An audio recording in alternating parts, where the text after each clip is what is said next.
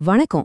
இன்னைக்கு நாம ஜார்ஜ் லியோனார்டோட படைப்புகளை அடிப்படையா வச்சு எந்த ஒரு திறமையா இருந்தாலும் அதுல உச்சிய தொடறது எப்படின்ற அந்த பயணத்தை தான் ஆழமா பார்க்க போறோம். சரி, நம்ம எல்லாருமே அனுபவிச்ச ஒரு ஃபீலிங்ல இருந்து ஆரம்பிக்கலாமா?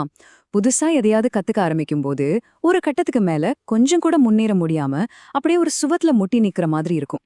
அப்போதான் இதெல்லாம் நமக்கு வராது, விட்டுடலான்னு தோணும். ஏன் இப்படி ஆகுது? காரணம் இதுதாங்க. முன்னேற்றம்னா இப்படி நேரா ஒரே மாதிரி மேல போயிட்டே இருக்கும்னு நாம எதிர்பார்க்கறோம்.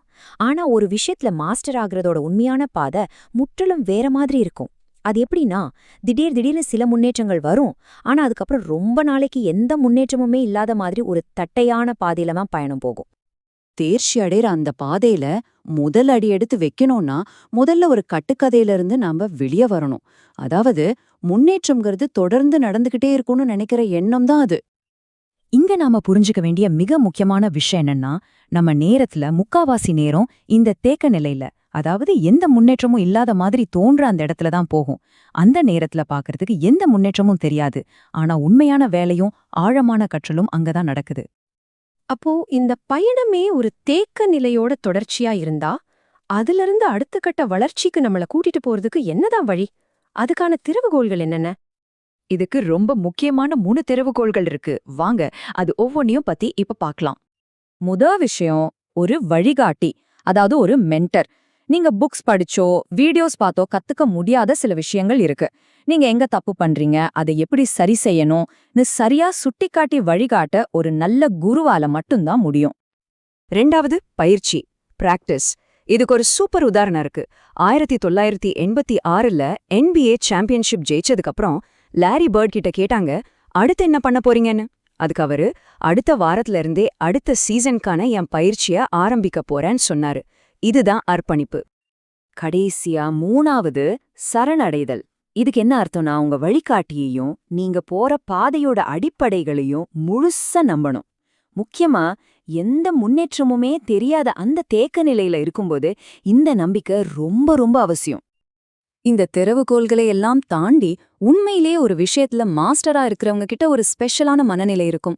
மத்தவங்க எல்லாம் போதும்னு நிறுத்துற இடத்துல இருந்து அவங்கள தொடர்ந்து முன்னேற வைக்கிறதே அந்த மனநிலை தான். உண்மையான மாஸ்டர்ஸ் ஏனோதானோன்னு எதையும் செய்ய மாட்டாங்க. அவங்களுடைய திறமையோட கடைசி எல்லை எதுவோ அது வரைக்கும் வேணும்னே தங்களை புஷ் பண்ணுவாங்க. ஒவ்வொரு சின்ன விஷயத்த செய்யறதுக்கு பின்னாடியும் ஒரு நோக்கம் இருக்கும். புகழ்பெற்ற கோல்ஃப் வீரர் ஜாக் நிக்லஸ் என்ன சொல்றான்னு பாருங்க. ஒரு ஷாட் அடிக்கிறதுக்கு முன்னாடி அந்த பந்து எப்படி போகும், எங்க விழும்னு மனசுல ஒரு படம் மாதிரி அவ்ளோ தெளிவா ஓட்டி பாப்பாராம். இதுதான் உண்மையான ஃபோக்கஸ். டைகர் வுட்ஸை எடுத்துக்குவோம். பெரிய பெரிய சாம்பியன்ஷிப் எல்லாம் ஜெயிச்சு உலகத்திலேயே நம்பர் 1 வீரரா இருந்தாரு. ஆனா அந்த நேரத்துல தன்னோட ஸ்விங்க, அதாவது பந்த அடிக்கிற ஸ்டைல முழுசா மாத்தினாரு. ஏன்னா இன்னும் உயரத்துக்கு போகணும்னா இந்த ஸ்டைல் பத்தாதுன்னு அவருக்கு தெரிஞ்சிருந்தது. கற்கால வெற்றிகளை தியாகம் செஞ்சு நீண்ட காலத்துல இன்னும் பெரிய உச்சியை அடையணும்னு நினைச்சாரு. இந்த மன உறுதியோட உச்சக்கட்ட உதாரணம் 1982 அயன்மேன் போட்டியில ஜூலி மோஸ். இங்க பாருங்க, அவங்க பந்தயத்துல முன்னாடி போயிட்டு இருக்காங்க, ஜெயிக்க போறாங்கன்னு எல்லாருக்கும் தெரியும். ஆனா ஃபினிஷிங் லைனுக்கு கொஞ்ச தூரத்துக்கு முன்னாடி சோர்வுல மயங்கி விழுந்துட்டாங்க. அவங்களால எந்திரிக்கவே முடியல. அவங்கள தாண்டி போய் இன்னொருத்தர் ஜெயிச்சிட்டாங்க. ஆனா ஜூலி மோஸ் விடல. அப்படியே தரையில தவழ்ந்தே போய் அந்த ஃபினிஷிங் லைனை தொட்டாங்க. ஒரு மாஸ்டரோட அர்ப்பணிப்புக்கு இதை விட ஒரு சக்தி வாய்ந்த உதாரணம் இருக்க முடியாது. நீங்க தேர்ச்சி அடைற பாதையில உங்க மிகப்பெரிய எதிரி யாருன்னு நினைக்கிறீங்க? வெளியில இருக்கிற போட்டியாளரா? இல்லவே இல்ல. அது உங்களுக்கு உள்ளே இருக்கிற மாற்றத்தை எதிர்க்கிற அந்த ஒரு உணர்வு தான்.